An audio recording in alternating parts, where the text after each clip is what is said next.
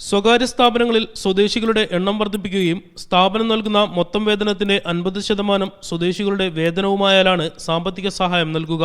സ്വദേശികൾക്ക് ജോലി നൽകുന്ന സ്ഥാപനങ്ങൾക്കുള്ള രാഷ്ട്രത്തിന്റെ പിന്തുണയാണ് പുതിയ പദ്ധതിയെന്ന് ഇബ്രാഹിം അൽ മോയക്കിൽ വാർത്താസമ്മേളനത്തിൽ പറഞ്ഞു.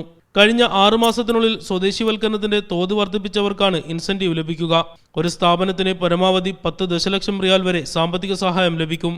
സാമ്പത്തിക സഹായം ലഭിക്കാൻ താൽപ്പര്യമുള്ള സ്വകാര്യ സ്ഥാപനങ്ങൾ ബുധനാഴ്ച മുതൽ രജിസ്റ്റർ ചെയ്തു തുടങ്ങണമെന്ന് ഇബ്രാഹിം അൽ മോയക്കിൽ പറഞ്ഞു. ഹദഫ് പ്രതിനിധികൾ സ്ഥാപനത്തിൽ പരിശോധന നടത്തി വിവരങ്ങൾ രേഖപ്പെടുത്തുന്നതോടെ സ്ഥാപനം സാമ്പത്തിക സഹായത്തിന് അർഹരായിത്തീരും. 5 ദിവസത്തിനകം ATM വഴി സഹായവും നൽകും. സ്വദേശികൾക്ക് സ്വകാര്യ സ്ഥാപനങ്ങളിൽ തൊഴിലവസരങ്ങൾ സൃഷ്ടിക്കുന്നതിനായി നിരവധി പദ്ധതികളാണ് ഹദഫിന്റെ നേതൃത്വത്തിൽ നടക്കുന്നത്. താങ്കൾക്ക് സാധ്യമാണ് എന്ന തലക്കെട്ടിൽ പുതിയ തൊഴിൽദാന പദ്ധതിക്കും തുടക്കം കുറിച്ചു.